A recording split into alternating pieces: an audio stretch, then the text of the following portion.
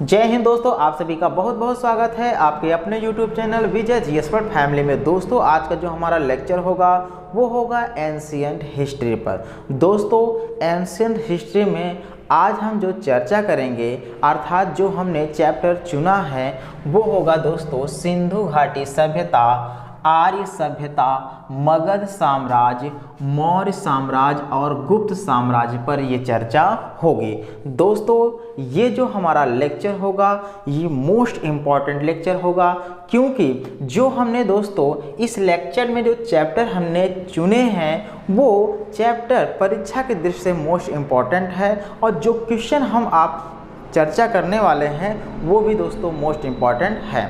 तो चलिए दोस्तों देरी नहीं, शुरू करते हैं आज का अपना लेक्चर एंशिएंट हिस्ट्री। और हम इस एंशिएंट हिस्ट्री में सिंधु घाटी सभ्यता, आर्य सभ्यता, मगध साम्राज्य, मौर्य साम्राज्य और गुप्त साम्राज्य का चर्चा करेंगे। तो दोस्तों ध्यान दीजिएगा, बात करेंगे हम सिंधु घाटी सभ्यता की।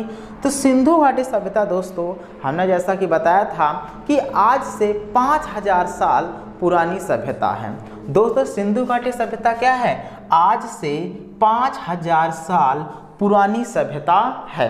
सिंधु सभ्यता के लोग जो थे दोस्तों भारत के मूल निवासी द्रविड़ लोग ही थे।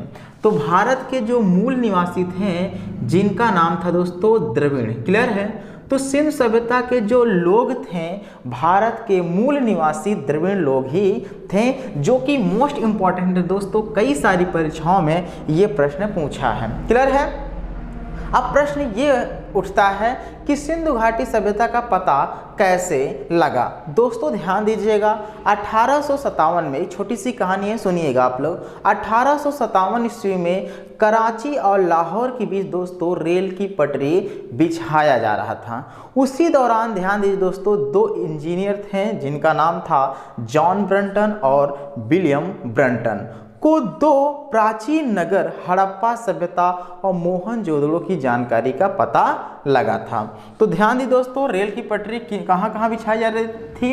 कराची और लाहौर के बीच। अब आपको मालूम ही है दोस्तों, जब पटरियाँ बिछाई जाती हैं तो क्या होता है, खुदाई का काम होता है। और खुदाई की जब कराई जा रही थी तो वहीं से क्या हुआ, कुछ अवशेष जो हैं निकलने लगे, जिससे ये अनुमान लगाया गया कि यहाँ पर किसी समय में ऐसी सभ्यता यानी एक प्रकार से पनपी होगी, क्लियर है। तो इस तरीके से इस पॉइंट को बिल्कुल भी दिमाग पे रख ली दोस्तों, क्लियर है। अब बात करते हैं, इस सभ्यता का नाम हड़प्पा सभ्यता दोस्तों इसलिए रखा गया क्योंकि इस सभ्यता से संबंधित प्रथम अवशेष जो है दोस्तों हड़प्पा नामक स्थल से ही प्राप्त हुए थे। इसी कारण इसका यानी इस सभ्यता का नाम हड़प्पा सभ्यता रखा गया। कोई दिक्कत नहीं होना चाहिए दोस्तों, क्लियर है। जो कि पंजाब प्रांत के, ध्यान दीजिएगा, हड़प्पा सभ्यता जो है पंजाब प्रांत के मांटगोमरी जिले में हड़प्पा नामक स्थान पर खुदाई कराई थी, क्लियर है। तो ध्यान दीजिए, तो ये खुदाई अगर बात किया जाए कि हड़प्पा सभ्यता की खुदाई कहाँ कराई गई थी, तो पंजाब प्रांत के, कहाँ पर? पंजाब प्रांत के, क्लियर है, मांटगोमरी जिले में हड़प्पा नामक स्थान पर खुदाई कराई गई थी। अब दिमाग पे ये प्रश्न चल रहा होगा कि आखिरकार इस हड़प्पा नामक स्थल की खुदाई किसके द्वारा कराई गई थी? तो दयाराम साहनी के द्वारा कराई गई थी, क्लियर है। तो राय बहादुर दयाराम साहनी के द्वारा, ध्यान दीजिएगा, 1921 ईस्वी में पंजाब प्रांत के हड़प्पा, कौन सा? पंजाब प्रांत के हड़प्पा यानी पंजाब प्रांत के मांटगोमरी जिले में हड़प्पा नामक स्थल पर क्या हुआ, खुदाई कराई गई। दोस्तों जब यहाँ पर खुदाई कराई गई तो यहाँ पर क्या हुए, अवशेष निकलने लगे, क्लियर है।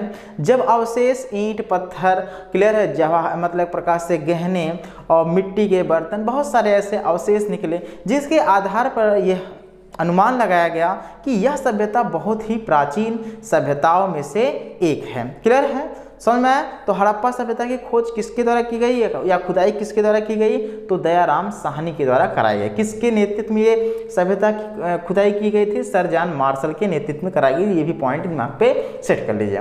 जबकि मोहनजोदड़ो दोस्तों ये पाकिस्तान में है। मोहनजोदड़ो कहाँ है दोस्तों? जोदड़ो कहाँ है दोस्तों? पाकिस्तान में। और मोहनजोदड़ो नामक स्थल की खुदाई किसके द्वारा कराई गई थी? आर.डी. बनर्जी के द्वारा कराई गई थी। इस पॉइंट को बिल्कुल दिमाग पे सेट कर लीजिए। तो मोहनजोदड़ो नामक स्थल की खुदाई किसके द्वारा? आर.डी. बनर्जी। और हड़प्पा सभ्यता की खुदाई किसके द्वारा? दयाराम साहनी के द्वारा कराई गई थी। कोई दिक्कत है? नहीं होना चाहिए। और यहाँ समझ ही रहे हैं मोहनजोदड़ो कहाँ है? पाकिस्तान में है। और हड़प्पा भी दोस्तों कहाँ है? पाकिस्तान में भी स्थित हैं। तो ये पॉइंट आप बिल्कुल भी अपने दिमाग पर सेट लीजिए क्योंकि ये मोस्ट इंपॉर्टेंट है।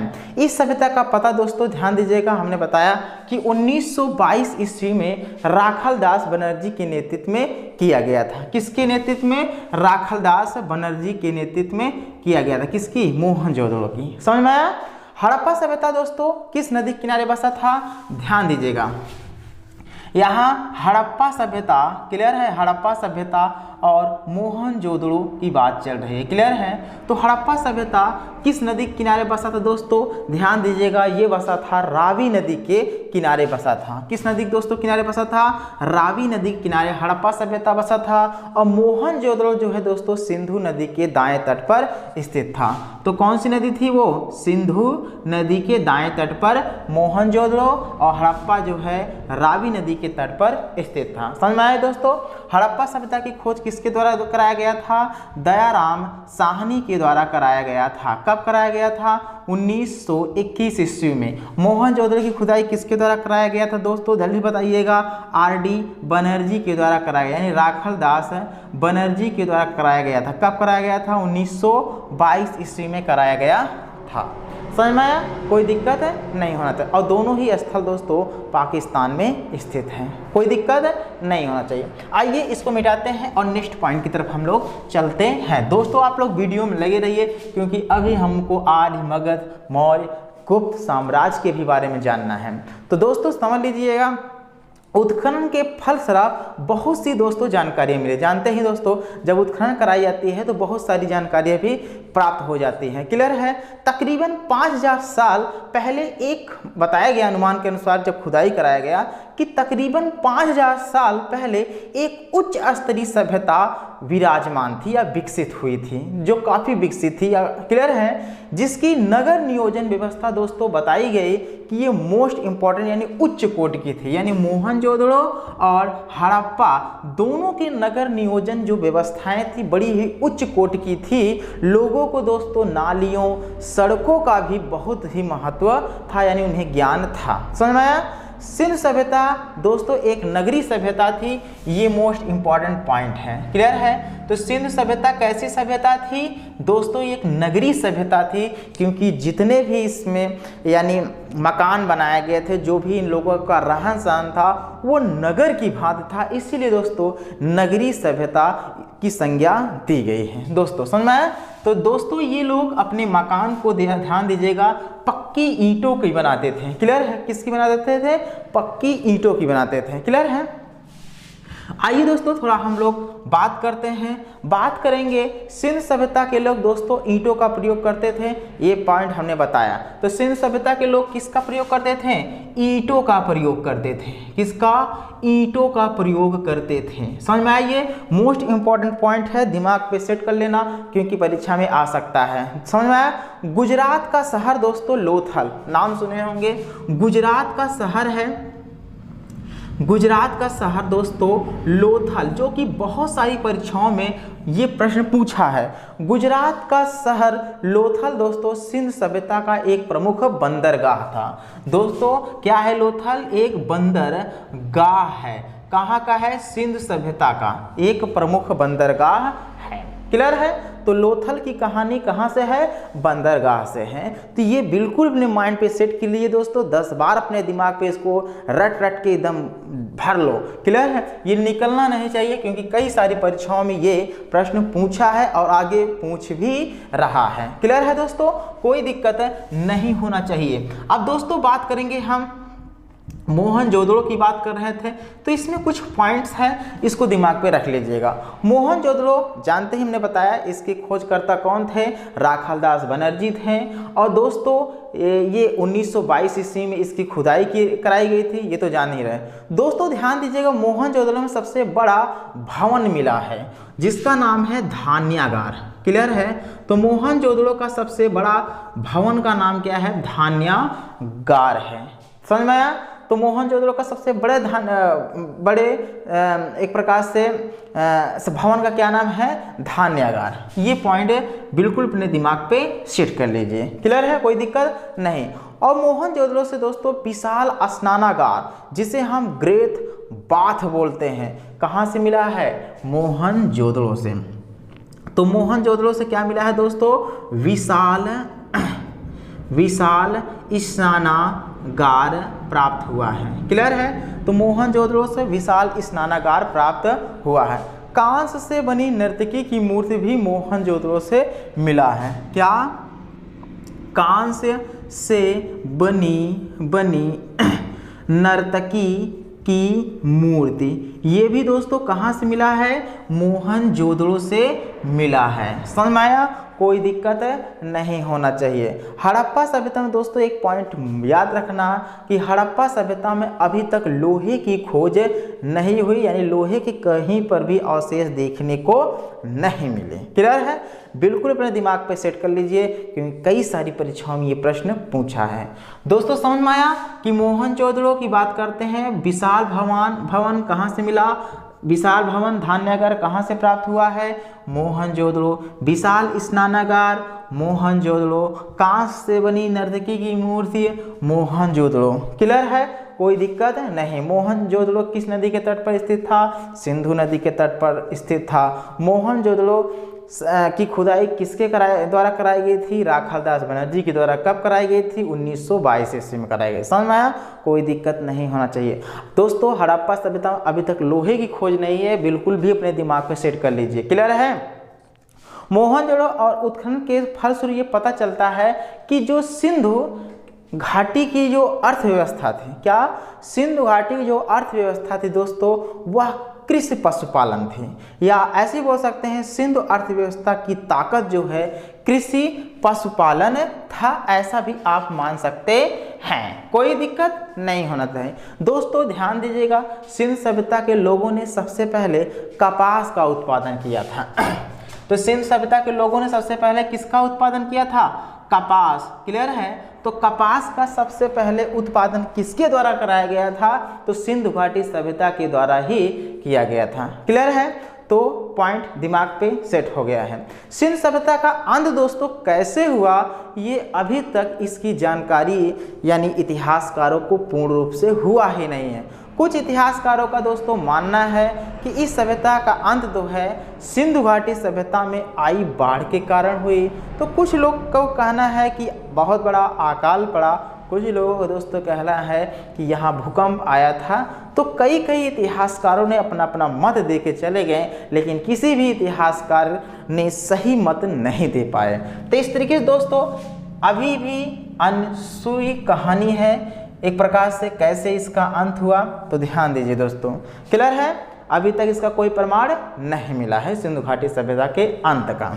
आइए, ये हमारा मोस्ट इम्पॉर्टेंट पॉइंट था, आशा है कि आप समझ गए होंगे।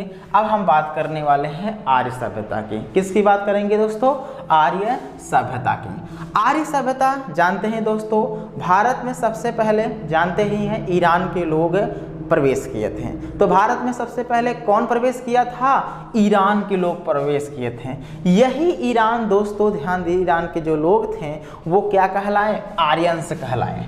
क्या कहलाए दोस्तों, आर्यंस कहलाए। समझ में आया? आशा है कि आपको समझ में आया। ये आर्यंस जो थे दोस्तों, जो भारत के मूल निवासी, हमने भारत के मूल निवासी का नाम क्या बताया था, द्रविड़। क्लियर है? तो भारत के मूल निवासी कौन थे, द्रविड़। तो ये आर्यंस जो थे भारत के मूल निवासी द्रविड़ों से क्या किए थे दोस्तों, युद्ध किए थे, जिसमें ये क्या हुए, द्रविड़ों को पराजित किया और अपना सत्ता भारत में स्थापित कर लिए। क्लियर है दोस्तों। तो इसने द्रविड़ को युद्ध में क्या कर दिया, पराजित कर दिया और अपना शासन क्या किया, स्थापित किया। कुछ लोगों का, कुछ इतिहासकारों का दोस्तों मत है कि ये 32 वर्ष तक यानी 3200 साल तक ये यानी एक प्रकार से शासन किए थे, ऐसा कुछ मानते हैं 32। क्लियर है। यानी कुछ इतिहासकारों को दोस्तों मानना है कि 3200 साल पहले की ये घटना बताई गई है, ऐसा मानते हैं कि ये युद्ध हुआ था। कितना, 3200 पहले की ये घटना है कि आर्यंस और द्रविड़ लोग आपस में लड़े थे, जिसमें आर्यंस ने युद्ध में द्रविड़ को पराजित किया था। क्लियर है। और इसके द्वारा जो सभ्यता बनी दोस्तों, वह इतिहास में वैदिक सभ्यता के नाम से जाना गया है। क्लियर है। ये पॉइंट जानते रहिए, वैदिक सभ्यता। कोई दिक्कत है, नहीं होना चाहिए। तो आर्यंस ने द्रविड़ को युद्ध में पराजित किया और यह घटना 3200 साल पुरानी बताई गई है। आर्य सभ्यता के द्वारा जो सभ्यता बनाई गई वो थी वैदिक सभ्यता। समझ में आया दोस्तों। अब हम बात करेंगे वैदिक सभ्यता की। इसको मिटाते हैं और आगे समझते हैं। वैदिक सभ्यता किसकी बात कर रहे हैं दोस्तों, वैदिक सभ्यता की। ध्यान दोस्तों, वैदिक सभ्यता एक ग्रामीण सभ्यता थी। कैसी सभ्यता थी ये, ग्रामीण सभ्यता थी। वैदिक सभ्यता कैसी सभ्यता थी, ग्रामीण सभ्यता थी। जो कि वैदिक सभ्यता के लोग थे, क्लियर है, इनका मुख्य व्यवसाय जो था पशुपालन था। ये प्रश्न बहुत सारी परीक्षाओं पूछा है कि वैदिक सभ्यता के लोगों का मुख्य व्यवसाय क्या था। तो मुख्य व्यवसाय जो था दोस्तों वो था पशुपालन। क्लियर है। शून्य सभ्यता के लोग दोस्तों व्यापार करते थे और नगरीय सभ्यता थे, लेकिन वैदिक सभ्यता दोस्तों ग्रामीण थी, यानी गांव में निवास करते थे और इनका मुख्य व्यवसाय दोस्तों पशुपालन था। समझ में आया दोस्तों। लोहे से बने यानी उपकरण वैदिक सभ्यता दोस्तों प्राप्त हो जाते हैं, यानी लोहे की खोज दोस्तों वैदिक सभ्यता से हुई है। क्यों, क्योंकि लोहे से बने उपकरण प्राप्त हुए हैं। समझ में आया दोस्तों। इस यहाँ लोहे की खोज हो चुकी है, ऐसा दिमाग पे सेट कर लीजिए। घोड़ा दोस्तों ध्यान दीजिएगा, यहाँ का महत्वपूर्ण पशु माना जाता था। तो वैदिक सभ्यता का महत्वपूर्ण पशु इस श्रेणी में किसे रखा गया था, वो रखा गया था घोड़ा को। क्लियर है। और सबसे प्रिय देवता कौन थे दोस्तों, इंद्र जी थे। क्लियर है। तो घोड़ा यहाँ का क्या था, महत्वपूर्ण पशु था। ये आर्यंस अस्त्र शस्त्र जैसे उपकरण भी बनाना जानते थे। तो आर्यंस दोस्तों अस्त्र शस्त्र भी बनाना जानते थे। समझ में आया, कोई दिक्कत है, नहीं होना चाहिए। क्लियर है। आइए दोस्तों बात करते हैं मगध साम्राज्य। क्लियर है। मगध साम्राज्य की बात करते हैं तो मगध साम्राज्य के संस्थापक जानते ही हैं आप लोग, बृहदत्त हैं। मगध पर पहला राजवंश कौन था, किसका था, बिंबिसार का, जिसे हम हर्यक वंश के नाम से जानते हैं। आइए पहले हम मगध के बारे में जानते हैं दोस्तों। मगध ध्यान दी दोस्तों, धीरे धीरे यह सभ्यता दोस्तों नगरीय सभ्यता में फैलने लगा, यानी जो आर्य सभ्यता थी इसका विनाश होने के बाद ये धीरे धीरे ग्रामीण से नगरीय सभ्यता में क्या हुआ, बदलने लगा। और भारत को 16 राज्य यानी महाजनपदों में बांटा गया। समझ में, ऐसे मान सकते हैं मगध साम्राज्य में अब जो है धीरे धीरे यह सभ्यता नगरीय सभ्यता में शिफ्ट हुआ और भारत को 16 महाजनपदों में क्या कर दिया गया, बांट दिया गया। क्लियर है। अब यहाँ सबसे ज़्यादा दोस्तों प्रश्न यहाँ से बनता है कि 16 महाजनपदों की सूची कहाँ देखने को मिलती है। तो दोस्तों 16 महाजनपदों की सूची अगुत्तर निकाय ग्रंथ में देखने को मिलती है। अगुत्तर निकाय ग्रंथ जो है कैसा ग्रंथ है, बौद्ध ग्रंथ है। क्लियर है। 16 महाजनपदों का जो विवरण है, उल्लेख है, बौद्ध ग्रंथ अगुत्तर निकाय में किया गया है, ऐसा आप मान सकते हैं। क्लियर है दोस्तों। ध्यान दीजिएगा, इन 16 महाजनपदों में से अगर हम बात करते हैं, सबसे शक्तिशाली महाजनपद जो था वो था मगध साम्राज्य था। कौन था दोस्तों, मगध साम्राज्य इन 16 महाजनपदों में से सबसे शक्तिशाली था, क्योंकि इसके दोनों ओर दोस्तों नदियों का प्रवाह था, यानी इधर भी नदी था और इधर भी नदी था। अब आप लोग जानते ही हैं दोस्तों, आज के समय की तुलना में पहले देखा जाए तो लोगों का जीवन जो था नदियों पर, तालाबों पर, झीलों पर ही डिपेंड रहा करता था, क्योंकि पानी ही दोस्तों सबसे बड़ा अनमोल रत्न है। जहाँ पानी है वहाँ जीवन है, और जहाँ पानी नहीं वहाँ कुछ भी नहीं। क्लियर है। तो इस तरीके से मगध साम्राज्य के यानी एक प्रकार से विकास होने का मेन रीजन था कि दोनों तरफ इसके क्या था, नदियों का प्रवाह था, जिसके कारण से मगध की जो जनता थी वो खेती किसानी करके अपने जीवन को चलाती थी। क्लियर है, कोई दिक्कत है नहीं होना चाहिए। दोस्तों यहाँ की जो भूमि थी मगध साम्राज्य की वो काफ़ी उपजाऊ थी, ये भी रीजन था। उपजाऊ होने के साथ पानी की भी व्यवस्था थी, कृषि अच्छी होती थी, लोगों का जीवन एकदम सुखमय होता था। क्लियर है दोस्तों, ये समझ में आया। विंध्याचल श्रेणी देख ही रहे हैं, विंध्याचल श्रेणी मगध के पास ही थी। तो विंध्याचल श्रेणी किसके पास थी, मगध के पास थी, जहाँ पर से दोस्तों यहाँ के लोगों को यानी मगध साम्राज्य के लोगों को आसानी से लकड़ियाँ भी प्राप्त हो जाती थी और जानवरों को भोजन भी अच्छे से प्राप्त हो जाता था। क्लियर है। तो जंगल भी था, नदियाँ भी थी, जमीन भी उपजाऊ थी, हर चीज़ की व्यवस्था मगध साम्राज्य में ही था। क्लियर है। इसी कारण मगध साम्राज्य दोस्तों ये इतिहास में एक विशाल साम्राज्य का रूप ले लिया और कई सारे राजाओं ने मगध पर राज करके अपना यानी जीवन यापन किए थे। समझ में आया दोस्तों। यहाँ सबसे प्रश्न ये है महत्वपूर्ण कि मगध साम्राज्य सबसे पहले हाथियों का प्रयोग किया था। किसका प्रयोग, हाथियों का। प्रश्न पूछता है कि हाथियों का प्रयोग सबसे पहले किसके द्वारा किया गया था, तो मगध साम्राज्य के द्वारा ही किया गया था। समझ में आया, कोई दिक्कत है नहीं होना। तो मगध साम्राज्य का संस्थापक बृहदत्त, ये पॉइंट दिमाग पे रख लीजिएगा। ओके, अब बात करते हैं दोस्तों मगध महाजनपद की। तो मगध महाजनपद की प्रारंभिक जानकारी दोस्तों महाभारत से मिलती है। तो मगध महाजनपद की प्रारंभिक जानकारी कहाँ से प्राप्त होती है, तो महाभारत से प्राप्त होती है। कोई दिक्कत नहीं। मगध की दोस्तों सबसे पहली राजधानी, मगध की सबसे पहली राजधानी क्या है, सोच रहे हैं, दिमाग पे आ गया है, क्या है दोस्तों, राजगृह है। कौन सा है, राजगृह, जिसे हम गिरिब्रज भी कहते हैं। पहले हम लिख सकते हैं यहाँ पर राजगृह, इसे हम गिरिब्रज के नाम से भी पुकारते हैं। तो मगध की सबसे प्राचीन राजधानी का क्या नाम है, राजगृह है या गिरिब्रज है। कोई दिक्कत है नहीं होना चाहिए दोस्तों। समझ में आया। अब चलते हैं कुछ हम पॉइंट्स के बारे में समझते हैं। मगध साम्राज्य, मगध साम्राज्य पर हमने बताया कि पहला राजवंश कौन था, वो था हर्यक वंश। क्लियर है। हर्यक वंश का संस्थापक पूछता है कि हर्यक वंश के संस्थापक कौन थे, जल्दी से आप बताइए दोस्तों। हर्यक वंश के संस्थापक बिंबिसार थे। कौन थे हर्यक वंश के संस्थापक, बिंबिसार थे। दिमाग पे सेट हो गया है। दूसरा राजवंश हर्यक वंश के बाद दोस्तों कौन सा राजवंश आया था, शिशुनाग वंश आया था। कौन सा वंश आया था दोस्तों, शिशुनाग वंश। अगर डेली लेक्चर देखते हैं तो आपको सब समझ में आएगा दोस्तों। शिशुनाग वंश का संस्थापक क्या थे, नागवंश थे। क्लियर है। शिशुनाग ने किस वंश की स्थापना की थी दोस्तों, नाग वंश की स्थापना की या शिशुनाग वंश की स्थापना की, ऐसे मान सकते हैं। तो नागवंश यहाँ लिख सकते हैं, उल्टा लिख दिए थे। तो किसने की थी दोस्तों, शिशुनाग ने की थी। यानी शिशुनाग ने किस वंश की स्थापना की थी, नागवंश की, या शिशुनाग वंश भी कभी कभार लिखा जाता है, घबराइएगा नहीं। तीसरे राजवंश की बात करते हैं दोस्तों, आया किसके, शिशुनाग वंश के बाद नंद वंश आया। कौन सा दोस्तों, नाग वंश के बाद कौन सा आया दोस्तों, बताइए, नंद वंश आया। क्लियर है।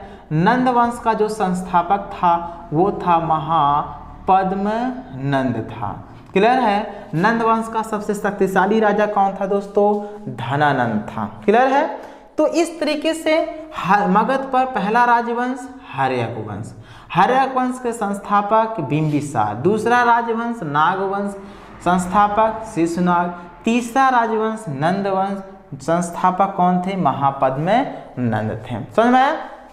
दोस्तों आप लोग जानते ही हैं नंद वंश का सबसे शक्तिशाली शासक कौन था? धनानंद था, जिसे घनानंद भी कहीं कहीं लिखा रहता है, तो घबराइए नहीं। तो ध्यान दीजिएगा दोस्तों, नंद वंश के अंतिम शासक धनानंद को या घनानंद को चंद्रगुप्त मौर्य ने अपने गुरु चाणक्य की सहायता से, ध्यान दीजिएगा, क्या किया? इसको मार डाला, यानी युद्ध में पराजित कर दिया। युद्ध में पराजित करके दोस्तों किस वंश की स्थापना किया था चंद्रगुप्त मौर्य ने? मौर्य वंश की स्थापना किया था। क्लियर है? तो पॉइंट समझ में आया? तो नंद वंश के अंतिम शासक धनानंद को युद्ध में किसने पराजित किया था? चंद्रगुप्त मौर्य ने। किसकी सहायता से यह युद्ध जीता था? तो अपने गुरु चाणक्य की सहायता से। कौन से राजवंश की स्थापना किया दोस्तों? मौर्य वंश की स्थापना किया। दोस्तों हर एक पॉइंट समझते रहिए, क्योंकि लास्ट में आपसे मैं क्वेश्चन भी पूछूंगा और आपको क्वेश्चन बताना है बगैर गूगल पे सर्च किए। क्लियर है? तो दोस्तों हमने बताया कि बिंबिसार ने, किसने? बिंबिसार ने किस वंश की स्थापना की थी दोस्तों? हर्यक वंश की स्थापना की थी। किस वंश की स्थापना की थी? हर्यक। तो यहाँ पर मोस्ट इंपॉर्टेंट पॉइंट ये याद रखना, 2-3 पॉइंट याद रखिएगा, क्योंकि कई सारे परीक्षाओं में पूछा है वो पॉइंट्स। जैसे बिंबिसार जो था दोस्तों बौद्ध धर्म का अनुयायी था, तो पूछता है कि बिंबिसार किस धर्म का अनुयायी था? तो बौद्ध धर्म का अनुयायी था, अर्थात बौद्ध धर्म के विचारों पर या गौतम बुद्ध की विचारों पे चला करते थे। क्लियर है? इसकी मृत्यु के बाद दोस्तों इसका पुत्र आया, जिसका नाम था अजातशत्रु था। क्लियर है? तो अजातशत्रु किसका पुत्र था दोस्तों? वो बिंबिसार का। क्लियर है? कुछ घरेलू मतभेद होने की वजह से दोस्तों अजातशत्रु ने क्या किया? बिंबिसार को कारागार में डाल दिया और कुछ समय बाद अजातशत्रु ने अपने पिता बिंबिसार की क्या कर दिया? हत्या कर दिया। और हत्या करने के बाद हर्यक वंश का दूसरा शक्तिशाली राजा बना। समझ में आया दोस्तों? इसने अपनी राजधानी पाटलिपुत्र को, बिंबिसार ने भी अपनी राजधानी पाटलिपुत्र को नहीं बनाया था दोस्तों, राजगिरी को बनाया था। क्लियर है? अभी बाद में पाटलिपुत्र बनेगा। क्लियर है? इस अजातशत्रु की मृत्यु जो है दोस्तों इसका पुत्र उदयन ने कर दिया। तो अजातशत्रु के पुत्र का क्या नाम था? उदयन। क्लियर है? उदयन ने किसकी हत्या किया? अजातशत्रु की हत्या किया। उदयन जो है दोस्तों हर्यक वंश का तीसरा योग्य शासक था। इसने सबसे बड़ा काम क्या किया दोस्तों? गंगा और सोन नदियों के संगम पर, कहां पर? जहां पर गंगा और सोन नदियां आती हैं। क्लियर है? यहीं पर दोस्तों इसने पाटलिपुत्र, कौन सी शहर? पाटलिपुत्र, जिसे आज के समय पटना के नाम से जानते हैं, पाटलिपुत्र शहर को क्या किया? बसाया था। पहले इसे कुसुमपुरा के नाम से जाना था, लेकिन बाद में पाटलिपुत्र, फिर अब जाके पटना के नाम से जाना गया है। क्लियर है? तो उदयन ने गंगा और सोन नदियों के संगम पर कौन से नगर की स्थापना किया था? तो पाटलिपुत्र नामक नगर की स्थापना किया और उदयन ने इसे अपने राज्य की राजधानी भी बनाया। क्लियर है? आशा है कि ये पॉइंट आपको समझ में आ गया होगा। क्लियर है? तो 2-3-4 पॉइंट थे जिसके बारे में हम लोगों ने समझा। क्लियर है? आइए नेक्स्ट पॉइंट की तरफ चलते हैं। बात चल रही थी महापद्मनंद। क्लियर है? किसकी बात चल रही दोस्तों? महापद्मनंद की बात चल रही थी। तो महापद्मनंद ने किस वंश की स्थापना की थी? नंद वंश की स्थापना की थी। नंद वंश का सबसे योग्य और शक्तिशाली और महाप्रतापी शासक था, जिसका नाम बताया जाता है घनानंद बताया जाता है। क्लियर है? कहीं कहीं धनानंद था, कंफ्यूज मत होइए। तो कौन था दोस्तों? घनानंद था। तो नंद वंश के समय में दोस्तों ध्यान दीजिएगा, नंद वंश के समय में ही दोस्तों मेसिडोनिया के सरदार थे, जिनका नाम था सिकंदर महान। तो सिकंदर ने दोस्तों भारत पर आक्रमण किया था। किसके समय में दोस्तों? नंद वंश के जब राज चल रहा था उसी समय मेसिडोनिया का जो सरदार था, जिसका नाम था दोस्तों सिकंदर महान। क्लियर है? इसने कहां पर आक्रमण किया था? इंडिया अर्थात भारत पर आक्रमण किया था। कोई दिक्कत नहीं होना चाहिए दोस्तों। आम्भी जो था पहला राज था जिस पर सिकंदर ने आक्रमण किया था, और आम्भी ने तुरंत ही आत्मसमर्पण पर सिकंदर के सामने कर लिया, ऐसा हमने आपको बताया था। लेकिन सिकंदर का दोस्तों महत्वपूर्ण युद्ध जो था लड़ा गया था पुरु या पोरस के साथ लड़ा गया था। क्लियर है। तो सिकंदर महान का इतिहास प्रसिद्ध युद्ध जो है दो यानी भारत के शासक जो थे जिनका नाम था पुरु या पोरस के साथ हुआ था। क्लियर है दोस्तों। इस युद्ध को हाइडे स्पेस, क्लियर है, किस नाम से दोस्तों, हाइडे स्पेस, क्लियर है, या स्पेन के नाम से भी हम जानते हैं। तो पुरु या पोरस और सिकंदर के महान जो युद्ध लड़ा गया था उसे हम हाइडे स्पेन के या हाइडे स्पेस के युद्ध के नाम से भी जानते हैं।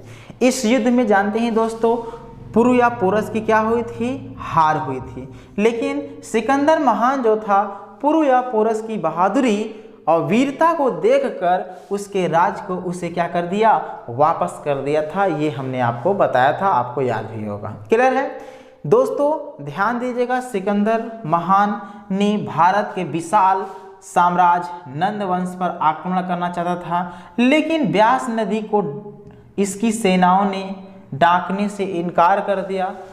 सिकंदर महान ने बहुत सारी जोश भरने की ताकत, मतलब जोश भरने की एक प्रकार से अपने सैनिकों में भरने का प्रयास किया, लेकिन उनके सैनिक इस नदी को पार करने से इनकार कर दिए। कौन सी नदी, ब्यास को। और सिकंदर ने अपनी विश्व विजय की कामना रोक दिया और भारत से लौट गया। दोस्तों भारत से लौटते समय इसकी दोस्तों रास्ते में ज्वर हो गई यानी बुखार हो गया और बेबीलोन नामक स्थान पर दोस्तों इसकी मृत्यु हो गई। क्लियर है। तो बेबीलोन में किसकी मृत्यु हुई थी दोस्तों, सिकंदर महान की मृत्यु। कैसे हुई थी, ज्वर मतलब बुखार हो गई था। क्लियर है। नंद वंश का दोस्तों हमने बताया अंतिम शासक कौन था, धनानंद। इसको युद्ध में किसने पराजित किया था, सम्राट चंद्रगुप्त मौर्य ने, और मौर्य वंश की स्थापना किए थे। सम्राट चंद्रगुप्त मौर्य ने इसे किसकी सहायता से पराजित किया था, तो चाणक्य की सहायता। चाणक्य के दोस्तों कई नामों से जानते हैं, जैसे कौटिल्य, विष्णुगुप्त, या चाणक्य के बचपन का नाम क्या था, विष्णुगुप्त था। ये चीज दोस्तों नंदवंश के जो शासक थे धनानंद, अब चंद्रगुप्त मौर्य ने, ध्यान दीजिएगा, क्यों इसे पराजित किया, इसका रीजन ये था कि उसके चंद्रगुप्त मौर्य के जो गुरु थे चाणक्य जी को यहाँ अपमान किया गया था धनानंद के शासनकाल में। इसी अपमान का बदला लेने के लिए चाणक्य ने चंद्रगुप्त मौर्य के द्वारा इसका वध किया था। समय तो ये पॉइंट दिमाग पे सेट कर लीजिए। अब हम बात करेंगे मौर्य साम्राज्य की। किसकी बात करने वाले दोस्तों, मौर्य साम्राज्य की। देखिए अब मौर्य साम्राज्य की बात करते हैं दोस्तों। मौर्य साम्राज्य का प्रथम राजा कौन था, चंद्रगुप्त मौर्य। बताया ना कौन था दोस्तों, चंद्रगुप्त मौर्य था। क्लियर है। तो मौर्य वंश का प्रथम राजा कौन था, चंद्रगुप्त प्रथम था। क्लियर है, या चंद्रगुप्त मौर्य था। इस वंश का संस्थापक चंद्रगुप्त मौर्य था, जानते ही हैं। इसके गुरु का नाम जो था दोस्तों चाणक्य था, और चाणक्य का वास्तविक नाम दोस्तों विष्णुगुप्त कौटिल्य था, ये जानते ही हैं। तो इनके गुरु जी का क्या नाम था, चाणक्य था। क्या जानना था दोस्तों, चाणक्य था। चाणक्य का दो और नाम मिलता है, एक बचपन का नाम पूछता है जो कि विष्णुगुप्त बताया जाता है, और एक और नाम था दोस्तों कौटिल्य। क्लियर है, इनके गोत्र से ये नाम निकल कर आया है, तो ये चीज जानते रहिए। क्लियर है, कोई दिक्कत नहीं। चाणक्य ध्यान दीजिएगा, ये तक्षशिला विश्वविद्यालय में आचार्य के पद पे थे, ये तो आप लोग जानते हैं। दोस्तों चाणक्य जी तो थे अर्थशास्त्र। क्या इन्होंने एक पुस्तक लिख डाली थी, उस पुस्तक का क्या नाम था, अर्थशास्त्र। तो चाणक्य द्वारा लिखी गई पुस्तक का क्या नाम था दोस्तों, अर्थशास्त्र है। क्लियर है। और इस पुस्तक में दोस्तों राजनीतिक या राजनीति संबंधी बातों का उल्लेख किया गया है। तो इस पुस्तक में राजनीति संबंधी बातों का उल्लेख किया गया है। किसमें, अर्थशास्त्र। अर्थशास्त्र किसके द्वारा लिखी गई, चाणक्य जी के द्वारा लिखी गई है। क्लियर है। मौर्य वंश की प्रचलित मुद्रा पूछती है, वो है पण। तो मौर्य वंश की जो मुद्रा का क्या नाम है दोस्तों, पढ़ है, ये पॉइंट जानते रहिए। तो मौर्य वंश की मुद्रा का क्या नाम है? पढ़। मौर्य वंश की मुद्रा का क्या नाम है? पढ़। याद हो गया। चंद्रगुप्त मौर्य के शासनकाल में सिकंदर के सेनापति सेल्यूकस, ध्यान दीजिएगा, सिकंदर का सेनापति था जिसका नाम था सेल्यूकस, और चंद्रगुप्त मौर्य के साथ युद्ध हुआ था। क्लियर है? तो सेल्यूकस, क्लियर है, और चंद्रगुप्त मौर्य के साथ युद्ध हुआ। सेल्यूकस कौन था? ये सिकंदर महान का सेनापति था। क्लियर है? तो सेल्यूकस और चंद्रगुप्त मौर्य के बीच युद्ध हुआ, और इस युद्ध में ध्यान दीजिएगा सेल्यूकस क्या हुआ? पराजित हुआ था। लेकिन बाद में दोस्तों इसमें संधि भी हो गई, और यह युद्ध दोस्तों 305 ईस्वी में लड़ा गया था, ध्यान दीजिएगा। तो इस संधि के दौरान कुछ शर्तें भी लागू हुई। क्या शर्तें थी आगे हम लोग समझते हैं। समझ में आया दोस्तों? ध्यान दीजिए दोस्तों, इस सेल्यूकस ने, ध्यान दीजिएगा, अपनी पुत्री, क्या नाम था? कार्नेलिया। सेल्यूकस निकेटर की पुत्री का क्या नाम था? कार्नेलिया के साथ चंद्रगुप्त मौर्य ने क्या किया? विवाह किया था। समझ में आया? तो कार्नेलिया के साथ चंद्रगुप्त मौर्य ने क्या किया था? विवाह। कार्नेलिया किसकी पुत्री थी? सेल्यूकस निकेटर की पुत्री थी। समझ में आया दोस्तों? और आगे ध्यान दें दोस्तों, सेल्यूकस निकेटर ने अपने एक राजदूत को जिसका नाम था मेगास्थनीज, चंद्रगुप्त मौर्य के राजदरबार में भेजा, और यही मेगास्थनीज ने दोस्तों आगे चलकर एक पुस्तिका लिखी। उस पुस्तक का क्या नाम था? इंडिका। क्लियर है? तो पूछता है इंडिका नामक पुस्तक किसके द्वारा लिखी गई? तो मेगास्थनीज के द्वारा लिखी गई है। क्लियर है? कोई दिक्कत नहीं। क्लियर है? सिकंदर का जो सेनापति था सेल्यूकस, ध्यान दीजिएगा, और चंद्रगुप्त मौर्य के बीच 305 ईस्वी में ये युद्ध हुआ था, बताया हमने, आपने समझा भी है। दोस्तों विवाह जब अपनी पुत्री कार्नेलिया का कर दिया सेल्यूकस निकेटर ने चंद्रगुप्त मौर्य के साथ, तो चंद्रगुप्त मौर्य ने दोस्तों भारत के 8 महाजनपदों पर, ध्यान दीजिएगा, कब्जा किया था। ये पॉइंट जानते रहिए। चंद्रगुप्त मौर्य ने अपने जीवन के अंतिम समय में जैन धर्म को भी अपनाया था। तो चंद्रगुप्त मौर्य ने किस धर्म को अपनाया था? जैन धर्म को अपनाया था। ये पॉइंट बिल्कुल अपने दिमाग पे सेट कर लीजिए। अब बात करेंगे दोस्तों चंद्रगुप्त की मृत्यु। दोस्तों ध्यान दीजिएगा, श्रवणबेलगोला में उपवास के दौरान हो गई थी। इसके बाद उसका पुत्र बिंदुसार मौर्य वंश का अगला शासक बना। तो मौर्य वंश का अगला शासक कौन हुआ? बिंदुसार हुआ। ध्यान दीजिएगा, मौर्य वंश का अगला शासक बिंदुसार हुआ। बिंदुसार को दोस्तों अमित्रघात, वारिसाल, भद्रसाल किन नामों से जाना जाता है? अमित्रघात, वारिसार, क्लियर है, और भद्रसार के नाम से जाना जाता है। तो बिंदुसार को 3 नामों से जाना जाता है, अमित्रघात, वारिसार और भद्रसार के नाम से जाना जाता है। दोस्तों बिंदुसार भी जैन धर्म का अनुयायी था। कौन धर्म का अनुयायी था? जैन धर्म का क्या था? बिंदुसार अनुयायी था। बिंदुसार के शासनकाल में तक्षशिला में दोस्तों विद्रोह हुआ था। तो तक्षशिला में विद्रोह किसके शासनकाल में हुआ था? बिंदुसार के शासनकाल में हुआ था, और इसने अशोक को दोस्तों विद्रोह दबाने के लिए वहां पर भेजा था। अशोक, ध्यान दी दोस्तों, तक्षशिला में प्रवेश किया। कहां पर प्रवेश किया अशोक? तक्षशिला में जब प्रवेश किया तो दोस्तों इसने विद्रोह को शांत तो किया है, साथ ही वहां की जनता का भी दिल जीत लिया था। किसने? सम्राट अशोक ने। क्लियर है? ध्यान दीजिए दोस्तों, बिंदुसार ने भारत के 10 महाजनपदों पर राज किया था। इसके बाद अशोक जो है अगला शासक बना। अब हम बात करेंगे सम्राट अशोक की।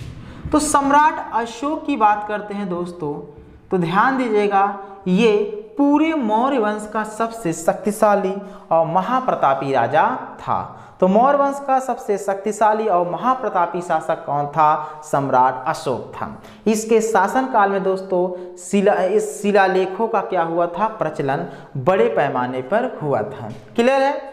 इस इन शिलालेखों की खोज, यानी जो इसके शासनकाल में जो शिलालेख थे, क्लियर है, शिलालेखों की जो खोज थी, ये पॉइंट ध्यान दीजिएगा। तो ध्यान दीजिएगा, चंद्रगुप्त सम्राट अशोक के शासनकाल में शिलालेखों की जो खोज हुई, सबसे पहले 1750 ईस्वी में फेंथ लैरर ने की थी। तो 1750 ईस्वी में किसने की थी शिलालेखों की खोज? फेंथ लैरर ने की थी। तो किसने की थी दोस्तों?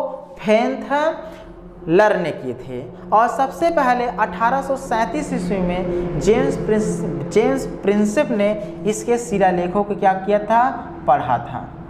किसने पढ़ा था? जेम्स प्रिंसेप के द्वारा पढ़ा गया था। कब? 1750 ईस्वी में, क्लियर? नहीं 1700 नहीं, 1837 में। 1837 ईस्वी में सबसे पहले जेम्स प्रिंसेप ने शिलालेखों को पढ़ा और शिलालेखों की खोज 1750 ईस्वी में फेंथ लैरर के द्वारा की गई थी। क्लियर है? तो ये पॉइंट बिल्कुल अपने दिमाग पे सेट कर लीजिए। प्रारंभ में अशोक जो था जैन धर्म का अनुयायी था, लेकिन 261 ईस्वी में कलिंग का युद्ध होने की वजह से दोस्तों भारी मारकाट और रक्त देखने की वजह से इसने क्या हुआ? जैन धर्म को छोड़कर इसने बौद्ध धर्म को अपना लिया। क्लियर है? और इसने गौतम बुद्ध के जो शिष्य थे, गौतम बुद्ध के शिष्य का क्या नाम था? उपगुप्त था। इन्हीं उपगुप्त से दोस्तों क्या लिए? यानी एक प्रकार से बौद्ध धर्म की दीक्षा ली और बौद्ध धर्म को अपना लिया था। ध्यान दीजिए दोस्तों, मौर्य वंश का अंतिम शासक जो था उसका नाम क्या था? बृहद्रथ था। तो मौर्य वंश का अंतिम शासक कौन है? बृहद्रथ है। क्लियर है? तो पॉइंट समझ में आ गया। तो दोस्तों हमने क्या चर्चा किया कि हर्यक वंश के संस्थापक कौन थे? तो हर्यक वंश के संस्थापक दोस्तों कौन थे? जल्दी बताइए। हर्यक वंश के संस्थापक बिंबिसार थे। नाग वंश के संस्थापक कौन थे? शिशुनाग थे। नंद वंश के संस्थापक कौन थे दोस्तों? महापद्मनंद थे। मौर्य वंश के चंद्रगुप्त मौर्य। शुंग वंश के दोस्तों कौन थे? पुष्यमित्र शुंग। क्लियर है? तो शुंग वंश के संस्थापक कौन है? जल्दी से बताइए। ये हमने नहीं बताया था। तो कौन है दोस्तों? पुष्यमित्र शुंग। क्लियर है? तो शुंग वंश का जब विनाश हुआ तो भारत में नए राजवंश कर्ण वंश की स्थापना हुई। कौन से वंश दोस्तों? कर्ण वंश की स्थापना की। क्लियर है? तो कर्ण वंश के संस्थापक कौन थे दोस्तों? ये थे वासुदेव। तो कर्ण वंश के संस्थापक कौन थे दोस्तों? वासुदेव। क्लियर है? और तीसरा है सातवाहन वंश के संस्थापक कौन थे? वो थे सिमुक थे। सातवाहन वंश के संस्थापक कौन थे? सिमुक थे।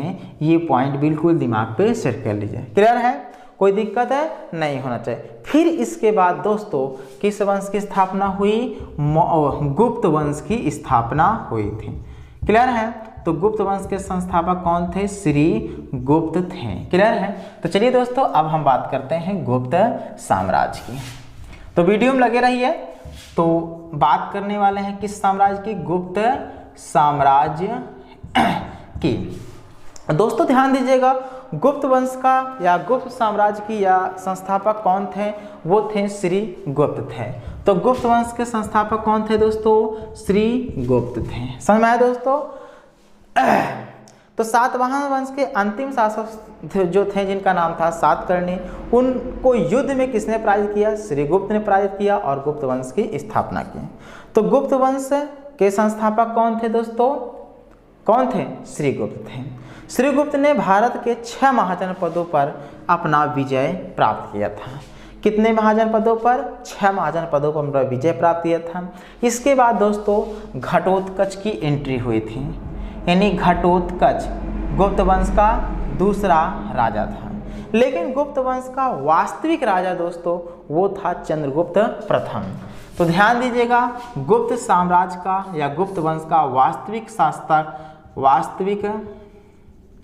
शासक कौन था? चंद्रगुप्त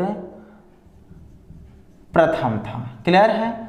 मौर्य में समझिएगा, चंद्रगुप्त प्रथम था। क्लियर है? कोई दिक्कत है? नहीं होना चाहिए। चंद्रगुप्त प्रथम ने लिच्छव कुमारी लिच्छवी राजकुमारी दोस्तों कुमार देवी के साथ विवाह किया था। पॉइंट समझ में आया। तो चंद्रगुप्त प्रथम ने किसके साथ विवाह किया था? कुमार देवी के साथ विवाह किया था। क्लियर है। कौन थी? लिच्छवी राजकुमारी थे, कुमार देवी के साथ ये विवाह किए थे। इसी ने भारत में गुप्त साम्राज्य की स्थापना की थी, ऐसा मान सकते हैं। वास्तविक संस्थापक थे। क्लियर है, ये चीज मान। इन्हीं के शासनकाल में गुप्त साम्राज्य का काफी विकास हुआ था। चंद्रगुप्त प्रथम के बाद समुद्रगुप्त गुप्त वंश का अगला शासक हुआ। ध्यान दीजिएगा दोस्तों, कौन सा गुप्त वंश का अगला शासक हुआ? चंद्रगुप्त प्रथम के बाद समुद्रगुप्त। क्लियर है। समुद्रगुप्त को भारत देश का नेपोलियन के नाम से भी जाना जाता है। दोस्तों समुद्रगुप्त जो था संगीत प्रेमी था। कौन सा प्रेमी था? संगीत प्रेमी था। समुद्रगुप्त क्या था दोस्तों? संगीत प्रेमी था। क्लियर है। और साथ ही में इसने अपने सिक्कों पर वीणा बजाती हुई देवी की मूर्ति भी अंकित की है। महापराक्रमी होने के कारण इसे भारत देश का नेपोलियन कहा जाता है। तो क्या महापराक्रमी होने के कारण इसे भारत देश का क्या कहा जाता है दोस्तों? नेपोलियन कहा जाता है। ये पॉइंट जानते हैं। तो भारत देश का नेपोलियन किसे कहा है? समुद्रगुप्त कहा जाता है। इसके बाद चंद्रगुप्त द्वितीय अगला शासक बना। क्लियर है। चंद्रगुप्त द्वितीय को दोस्तों विक्रमादित्य के नाम से भी जानते हैं। क्लियर है। तो इन्हें चंद्रगुप्त विक्रमादित्य के नाम से भी लोग पुकारते थे। क्लियर है। विक्रमादित्य इनकी उपाधि है, ध्यान दीजिएगा। तो ध्यान दीजिए दोस्तों, यह भी एक महान प्रतापी शासक था। इसने भारत में शकों के आक्रमण को विफल किया था। तो विक्रमादित्य ने भारत में शकों के आक्रमण को क्या किया था? विफल किया था। पॉइंट आप बिल्कुल भी दिमाग पे सेट कर लीजिए। भारत के इतिहास में दोस्तों सबसे पहले इसने चांदी के सिक्के चलाए थे। तो चंद्रगुप्त द्वितीय ने कौन सा सिक्का चलाया था? चांदी का सिक्का चलाया था। क्लियर है। तो चांदी का सिक्का सबसे पहले किसके द्वारा चलाया गया? तो चंद्रगुप्त किसके द्वारा चलाया गया था बताइए? चंद्रगुप्त विक्रमादित्य। तांबे का रामगुप्त के द्वारा चलाया गया। कालिदास, आर्यभट्ट, वराहमिहिर, ब्रह्मगुप्त, याद सुनिएगा, कालिदास, आर्यभट्ट, वराहमिहिर, ब्रह्मगुप्त, सुश्रुत इत्यादि विद्वान इसी के शासनकाल में थे। आर्यभट्ट दोस्तों खगोल वैज्ञानिक और गणितज्ञ थे। आर्यभट्ट ने सूर्य सिद्धांत का एक प्रकार से रचना की थी, ये चीज जानते रहिए। क्लियर है। वराहमिहिर दोस्तों एक खगोल शास्त्री थे। पॉइंट समझें। कालिदास ने मेघदूतम और कुमार संभव की रचना की थी। तो ये पूछता है दोस्तों कालिदास के बारे में। इसने किसकी रचना की थी? मेघदूतम और कुमार संभव की रचना की थी। तो कुमार संभव और मेघदूतम के रचनाकार कौन थे? कालिदास थे। चंद्रगुप्त द्वितीय का शासनकाल दोस्तों भारतीय इतिहास का स्वर्ण काल कहलाता है। तो भारतीय इतिहास का स्वर्ण काल चंद्रगुप्त द्वितीय के शासनकाल को ही माना जाता है। इसके बाद दोस्तों कुमार गुप्त आया। ध्यान दीजिएगा, इसने नालंदा यूनिवर्सिटी की स्थापना की थी। किसके द्वारा? कुमार गुप्त के द्वारा। तो कुमार गुप्त के द्वारा किसकी स्थापना की गई थी? नालंदा यूनिवर्सिटी की स्थापना की गई थी। तो नालंदा यूनिवर्सिटी की स्थापना किसके द्वारा की गई थी? कुमार गुप्त के द्वारा कराई गई थी। क्लियर है। चंद्रगुप्त द्वितीय का शासनकाल ये तो हो गया था। इसके बाद स्कंदगुप्त अगला शासक हुआ। इसने भारत में सबसे ज़्यादा कृत्रिम झीलों का निर्माण कराया था। तो स्कंदगुप्त के द्वारा भारत में क्या कराया गया था?